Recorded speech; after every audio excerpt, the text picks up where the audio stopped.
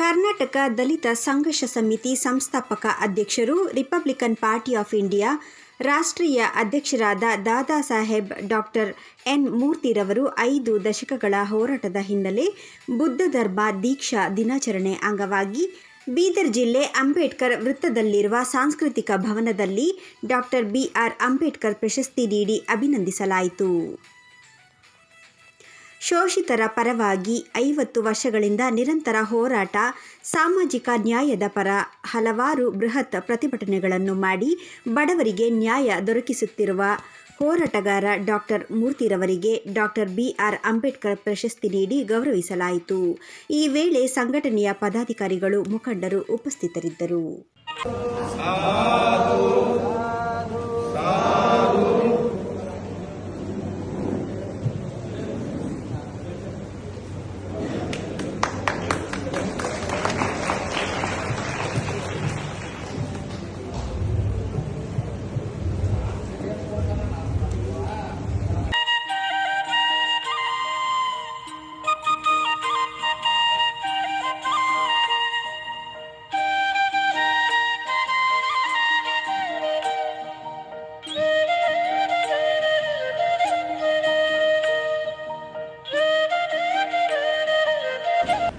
ನಮ್ಮ ಹೋರಾಟಗಾರರನ್ನ, ನಮ್ಮ ಸಮಕಾಲೀನರನ್ನ ನಾವು ಅಭಿನಂದಿಸೋದು ಮತ್ತೆ ಅವರು ಸನ್ಮಾನಿಸೋದು ಅಂದರೆ ತಾನು ಅಭಿನಂದನೆ ಮಾಡಿಕೊಂಡಂಗೆ ಅಂತ ನಾವು ತಿಳ್ಕೋಬೇಕು. ಈ ಹೋರಾಟದಲ್ಲಿ ನನಗೂ ಕೂಡ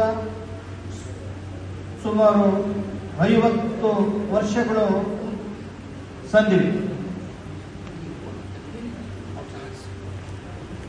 ಈ 50 ವರ್ಷದ ಹೋರಾಟದಲ್ಲಿ ನಾವು ಅನೇಕ ಏಳು ಬೀಳುಗಳನ್ನು ಕಂಡಿದ್ದೇವೆ. ಈ ಹೋರಾಟ ಅಂದ್ರೆ ವ್ಯವಸ್ಥೆ ವಿರುದ್ಧ ಮಾಡುವಂತ ಹೋರಾಟ, ನೀರಿನ ವಿರುದ್ಧ ಈಜುವಂತಹ ಹೋರಾಟ. ನೀರಿನ ವಿರುದ್ಧ ಈಜೋದು ಅಂದ್ರೆ ಚಲಿಸುವಂತ ನೀರಿನ ಜೊತೆ ಒಳಗೆ ಹೋಗ್ಬಿಡೋದು, ಅದು ಸತ್ತ ಮೀನು. ನೀರು ವಿರುದ್ಧ ಈಗ್ತದಲ್ಲ, ಅದು ಬದುಕಿದ ಮೀನು. ಹಂಗೆ ವ್ಯವಸ್ಥೆಯ ವಿರುದ್ಧ, ಪೊಲೀಸು ವಿರುದ್ಧ, ಏನು ಭ್ರಷ್ಟ ಪೊಲೀಸ್ ವ್ಯವಸ್ಥೆಯ ವಿರುದ್ಧ, ಭ್ರಷ್ಟ ರಾಜಕಾರಣಿಗಳ ವಿರುದ್ಧ, ಭ್ರಷ್ಟ ಭೂಮಾಲೀಕರು, ರಾಷ್ಟ್ರ ದೌರ್ಜನ್ಯ ನಡೆಸುವಂತಹ ಜಾತಿವಾದಿಗಳು, ಕೋಮುವಾದಿಗಳು, ಅವ್ರ ವಿರುದ್ಧ ಹೋರಾಟ ಮಾಡುವಂಥದ್ದು ಇದೆಯಲ್ಲ, ಅದು ಬಹುದೊಡ್ಡ ಒಂದು ಕಷ್ಟದ ಹಾದಿ ಅನ್ನೋದನ್ನ ನಾವು ಯೋಚನೆ ಮಾಡಬೇಕಾಗಿದೆ. ಬಾಬಾ ಸಾಹೇಬ್ ಅಂಬೇಡ್ಕರ್ ಅವರು 1917ರಿಂದ 1956ರವರೆಗೂ ಕೂಡ ಅತ್ಯಂತ ಪ್ರಾಮಾಣಿಕವಾಗಿ ಹೋರಾಟವನ್ನ ಮಾಡಿಕೊಂಡು ಬಂದಿದ್ದಾರೆ. ಕೊನೆ ಕ್ಷಣದವರೆಗೂ ಕೂಡ ಬಹುಜನರ ಪರವಾಗಿ, ಶೋಷಿತರ ಪರವಾಗಿ, ಧ್ವನಿ ಇಲ್ಲದವರ ಪರವಾಗಿ, ನೊಂದವರ ಪರವಾಗಿ ಮಿಡಿತ ಅವರು ಹೋರಾಟಗಳನ್ನ, ಅಧ್ಯಯನಗಳನ್ನ, ಚಿಂತನೆಗಳನ್ನ ಬಾಬಾ ಸಾಹೇಬ್ ಅಂಬೇಡ್ಕರ್ ಅವರು ಮಾಡ್ಕೊಂಡು ಬಂದಿದ್ರು. ಬಾಬಾ ಸಾಹೇಬ್ ಅಂಬೇಡ್ಕರ್ ಅವರ ಹೋರಾಟಗಳನ್ನ ತುಂಬಾ ಚಿಕ್ಕಂದಿನಲ್ಲೇ, ನಾವು ವಿದ್ಯಾರ್ಥಿ ದಶೆಯಲ್ಲೇ ನಾವು ಹೋರಾಟವನ್ನ ಮನನ ಮಾಡಿಕೊಳ್ಳೋದ್ರ ಮೂಲಕ ಸುಮಾರು 185ಕ್ಕೂ ಹೆಚ್ಚು ಪೊಲೀಸ್ ಕೇಸ್ಗಳನ್ನು ಹಾಕಿಸಿಕೊಂಡು ಹೋರಾಟವನ್ನು ಮಾಡ್ಕೊಂಡು ಬಂದಿದೆ. ದೇವರಜರ್ಸ್ ಗೌರ್ಮೆಂಟ್ ಇಂದ ಹಿಡಿದು, ರಾಮಕೃಷ್ಣ ಹೆಗಡೆ ಗೌರ್ಮೆಂಟ್ ಹಿಡಿದು ಇಲ್ಲಿನ ಸಿದ್ದರಾಮಯ್ಯನವರ ಸರ್ಕಾರದವರೆಗೂ ಕೂಡ ಹೋರಾಟವನ್ನು ಮಾಡ್ಕೊಂಡು ಬಂದಿದ್ದೇನೆ. ಅದ್ರ ಬಗ್ಗೆ ಅನೇಕ ಮಾಹಿತಿಗಳು ನಿಮ್ಮ ಪುಸ್ತಕದಲ್ಲಿ ಬರೆದಿದೆ. ಈ ಪುಸ್ತಕಗಳಲ್ಲಿ ನೀವು ಎಲ್ಲ ಗ್ರಂಥಾಲಯಗಳಲ್ಲಿ, ರಾಜ್ಯದ ಗ್ರಂಥಾಲಯಗಳಲ್ಲಿ ಇದ್ದಾವೆ. ಗ್ರಂಥಾಲಯಗಳಲ್ಲಿ ನೀವು ನೋಡಬಹುದು. ನಾವು ಅನೇಕ ಪದವಿಗಳನ್ನ, ಸ್ನಾತಕೋತ್ತರ ಪದವಿಗಳನ್ನ ಪಡೆದಿದ್ರು ಕೂಡ ಯಾವುದೇ ಉದ್ಯೋಗಕ್ಕೆ ಹೋಗದಂಗೆ ಹೀಗೆ ಹೋರಾಟವನ್ನ ಮಾಡ್ಕೊಂಬರೋ ಹಾದಿನಲ್ಲಿ ನಾವು ಕಂಡದ್ದು ಬರೀ ಭ್ರಷ್ಟಾಚಾರ, ರಾಜಕಾರಣಿಗಳು ತೀವ್ರ ಭ್ರಷ್ಟಾಚಾರ, ತೀವ್ರ ಜಾತಿವಾದ, ತೀವ್ರ ಕೋಮುವಾದ. ಇವತ್ತಿನ ದಿನ ತೀವ್ರ ಕೋಮುವಾದ, ಜಾತಿವಾದ ಇದೆ. ತೀವ್ರ ಕೋಮುವಾದ, ಜಾತಿವಾದದ ಜೊತೆಗೆ ಪರಿಶಿಷ್ಟ ಜಾತಿಗಳು ಚೂರಾಗಿದ್ದಾವೆ. ಅಸಹನೆ, ಅಸಮಾಧಾನ, ಅವರು ಈ ರೀತಿ ಒಡೆದು ಹೋಗಿರೋದಿದೆಯಲ್ಲ, ಇದು ಅಂಬೇಡ್ಕರ್ ಸಿದ್ಧಾಂತಕ್ಕೆ, ಅಂಬೇಡ್ಕರ್ ಹೋರಾಟಕ್ಕೆ, ಬುದ್ಧನ ಧಮ್ಮಕ್ಕೆ ಮತ್ತು ದಲಿತ ಚಳವಳಿಗೆ ತೀವ್ರ ಹಿನ್ನಡೆ ಇದೆ. ಈ ಸಂದರ್ಭದಲ್ಲಿ ನಾವು ಹೋರಾಟವನ್ನ ಹೇಗೆ ಮಾಡಬೇಕು, ಮುಂದಿನ ದಾರಿಗಳು ಏನು ಅನ್ನೋದನ್ನ ನಾವು ಅರ್ಥ ಮಾಡ್ಕೋಬೇಕಾಗಿದೆ. ನೀವು ಯೋಚನೆಯನ್ನ ಮಾಡಬೇಕು. ಒಬ್ಬ ಶ್ರೇಷ್ಠ ನ್ಯಾಯಾಲಯದ ಸುಪ್ರೀಂ ಕೋರ್ಟ್ ನ್ಯಾಯಾಧೀಶರ, ಸುಪ್ರೀಂ ಕೋರ್ಟ್ ಚೀಫ್ ಜಸ್ಟಿಸ್ಗೆ ಬಿ ಆರ್ ಗವಾಯಿರ್ ಅವರಿಗೆ ಚಪ್ಪಲಿಯನ್ನ ಎಸಿತಾರೆ ಒಬ್ಬ ವಕೀಲ, ಸಾಮಾನ್ಯ ವಕೀಲ. ಅಂದ್ರೆ ಸಾಮಾನ್ಯ ಹಳ್ಳಿಗಳಲ್ಲಿ ಜೀವನ ಮಾಡುವಂತ ಸಾಮಾನ್ಯನ ರಕ್ಷಣೆ ಏನು? ಒಬ್ಬ ಚೀಫ್ ಜಸ್ಟಿಸ್ ಗತಿ ಹೇಗಾದ್ರೆ ಸಾಮಾನ್ಯ ಹೇಗೆ ಕಾನೂನು ಸುವ್ಯವಸ್ಥೆಯಲ್ಲಿ ಬದುಕಬೇಕು ಅನ್ನೋದು ಇವತ್ತು ಯಕ್ಷ ಪ್ರಶ್ನೆ ಆಗಿದೆ. ಕೇಂದ್ರ ಸರ್ಕಾರ, ರಾಜ್ಯ ಸರ್ಕಾರ ಸಂಪೂರ್ಣವಾಗಿ ಕೋಮುವಾದಿ, ಜಾತಿವಾದಿಯಾಗಿ ಬದಲಾಗಿದೆ. ಕಾಂಗ್ರೆಸ್ ಮತ್ತು ಸಿದ್ದರಾಮಯ್ಯನವರು, ಕಾಂಗ್ರೆಸ್ ಮುಖ್ಯಮಂತ್ರಿ ಸಿದ್ದರಾಮಯ್ಯನವರು ಅವರ ಸಾಮಾಜಿಕವಾದದ ಸಿದ್ಧಾಂತ ಸಂಪೂರ್ಣ ಬದಲಾಗೋಗಿದೆ. ಅವರು ತೀವ್ರ ಕೋಮುವಾದಿ, ಜಾತಿವಾದಿ ಬದಲಾಗಿದ್ದಾರೆ. ಇಂಥ ಒಂದು ಸಂದರ್ಭದಲ್ಲಿ ನಮ್ಮ ತೀರ್ಮಾನಗಳು ಏನಾಗಿರ್ಬೇಕು? ಇದಕ್ಕೆ ಬುದ್ಧನ ಧಮ್ಮ, ಬಾಬಾ ಸಾಹೇಬ್ ಸತ್ವ ಸಿದ್ಧಾಂತ ಬಿಟ್ರೆ ಅನ್ಯ ಮಾರ್ಗನೇ ಇಲ್ಲ. ಆ ಕಾರಣದಿಂದ ನಮ್ಮ ಹೋರಾಟಗಾರರು ಅತ್ಯಂತ ಗಂಭೀರವಾಗಿ ಚಿಂತನೆಯನ್ನ ಮಾಡಬೇಕಾಗಿದೆ. ಈ ಸಮಾಜದಲ್ಲಿ ಹೋರಾಟ ಮಾಡುವಂತವರು ಬುದ್ಧಿಜೀವಿಗಳು, ವಿಚಾರವಂತರು ತೀವ್ರ ಚಿಂತನೆಯನ್ನ ಮಾಡಬೇಕಾಗಿದೆ. ಯಾಕಂದ್ರೆ ಹೋರಾಟ ಹಿನ್ನಡೆ ಆಗ್ತಾ ಇದೆ.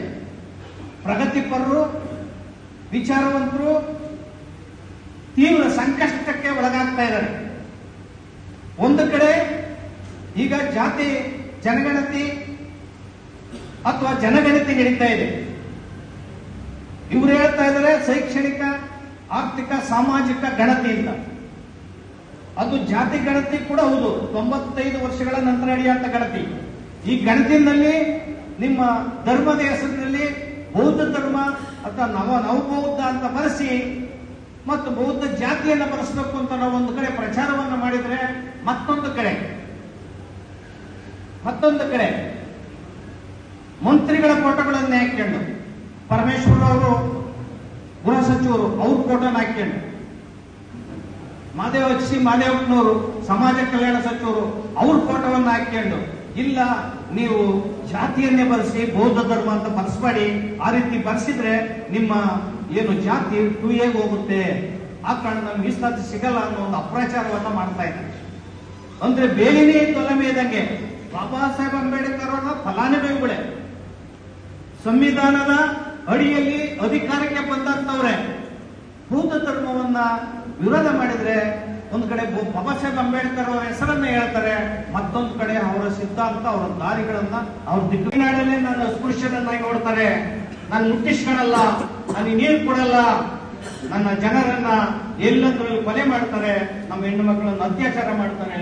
ಆದ್ರೆ ನಾನು ತಾಯಿ ನಾಡಿಲ್ಲ ಮಿಸ್ಟರ್ ಗಾಂಧಿ, ಅದು ತಾಯಿ ನಾಡಿಗೋಸ್ಕರ ನಾನು ಹೋರಾಟವನ್ನ ಮಾಡ್ತೇನೆ. ನನಗೆ ಮೊದಲು ತಾಯಿ ನಾಡು, ಆಮೇಲೆ ಸ್ವಾತಂತ್ರ್ಯ ಅಂತ ಹೇಳ್ತೇನೆ. ಬಾಬಾ ಸಾಹೇಬ್ ಅಂಬೇಡ್ಕರ್ ಅವರು ನಮಗೆ ಪ್ರತ್ಯೇಕ ನೆಲಮೂಲವನ್ನು ಕೊಡಿ, ನಾವು ಪ್ರತ್ಯೇಕ ಸಂಸ್ಕೃತಿ ಉಳ್ಳಂತವರು, ಪ್ರತ್ಯೇಕ ಭಾಷೆ, ವಿಚಾರ, ಪ್ರತ್ಯೇಕ ಆಹಾರ ಪದ್ಧತಿ ಇರುವಂತವರು, ಮುಸ್ಲಿಮರಿಗೆ ಕೊಟ್ಟಂಗೆ ನಮಗೂ ಕೂಡ ಪ್ರತ್ಯೇಕವಾದಂತ ನೆಲ ಬೇಕು, ನಮ್ಗೆ ತಾಯಿ ನಾಡಿಂತ ಅಲ್ಲ ಅಂತ ಹೇಳಿ ಬಾಬಾ ಸಾಹೇಬ್ ಅಂಬೇಡ್ಕರ್ ಅವರು ಬಹಳ ಹೋರಾಟವನ್ನ ಆ ಸಂದರ್ಭದಲ್ಲಿ ಮಾಡ್ತಾರೆ. ಕಡೆಗೆ ಪ್ರತ್ಯೇಕ ಚುನಾಯಿಕಗಳು ತೀರ್ಮಾನವನ್ನ ಮಾಡಿ ಪ್ರತ್ಯೇಕ ಚುನಾಯಿಕಗಳಲ್ಲಿ 2 ಓಟಿನ ಹಕ್ಕನ್ನ ಬ್ರಿಟಿಷ್ನವ್ರು ಕೊಡ್ತಾರೆ. ಗಾಂಧೀಜಿಯವರು ಉಪವಾಸ ಮಾಡಿ ಅದನ್ನು ಕಳೆದು ನೀವು ನಮ್ಮ ಜೊತೆಗೆ ಇರಬೇಕು, ಜಂಟಿ ಚುನಾವಣಾ ವ್ಯವಸ್ಥೆಯನ್ನ ಮಾಡಿ ಈ MLAಗಳಿಗೆ ಟಿಕೆಟ್ ಕೊಡ್ತಾರಲ್ಲ ಅವರೆಲ್ಲ ಗುಲಾಮರುಗಳು. ಏನ್ ಕಾಂಗ್ರೆಸ್ ಬಿಜೆಪಿ ದಳದಲ್ಲಾಗಿರುವಂತ MLAಗಳು ಇದಾರಲ್ಲ, ಬಾಬಾ ಸಾಹೇಬ್ ಅಂಬೇಡ್ಕರ್ ಫಲಾನುಭವಿಗಳು, ಸಂವಿಧಾನದ ಫಲಾನುಭವಿಗಳು, SC ST MLAಗಳು 53 ಜನ ಇದ್ದಾರೆ.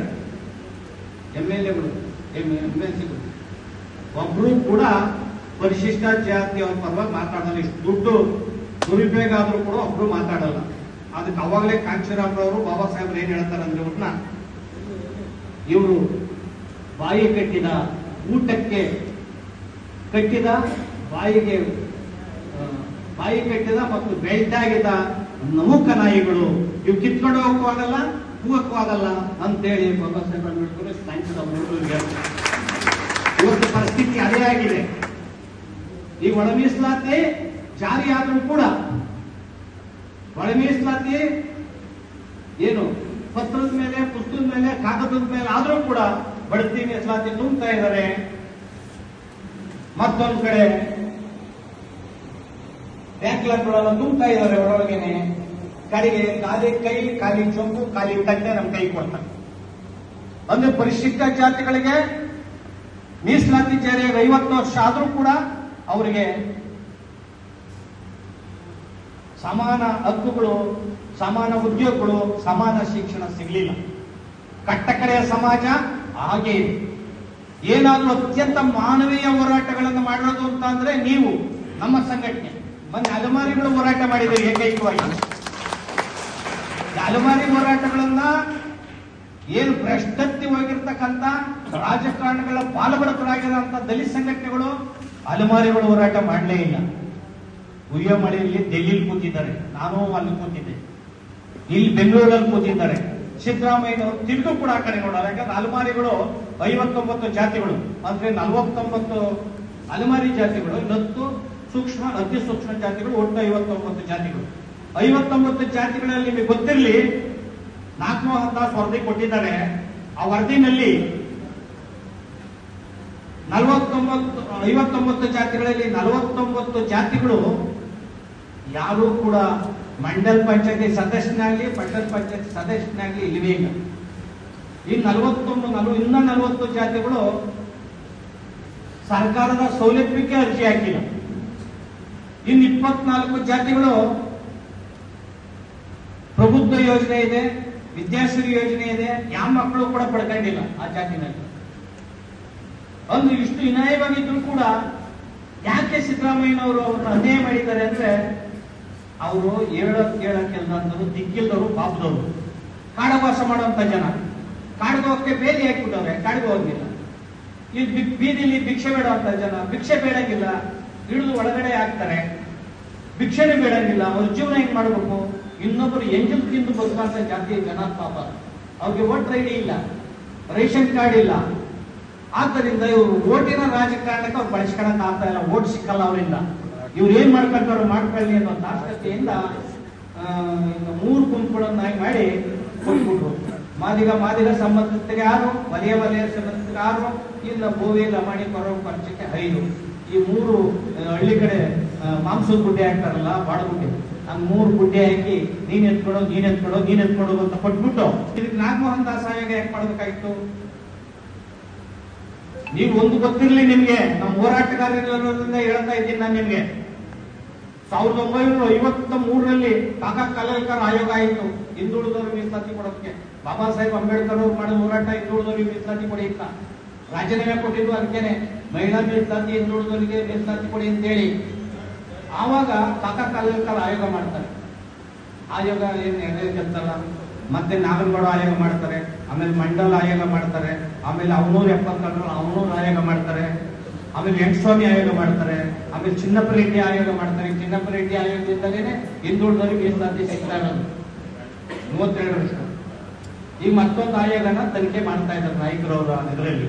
ಅಂದ್ರೆ ನಾನು ಯಾಕೆ ಹೇಳ್ತಾ ಇದ್ದೀನಿ ಇದಂದ್ರೆ, ಯಾವ ಆಯೋಗ ಮಾಡಿದ್ರು ಕೂಡ ಪ್ರಬಲ ಜಾತಿಗಳು, ಪ್ರಬಲ ರಾಜಕಾರಣಿಗಳು ಮಾತ್ರ ಮೀಸಲಾತಿ ಪಡ್ಕೊಳ್ಳಕ್ಕೆ ಸಾಧ್ಯ ಆಗಿದೆ.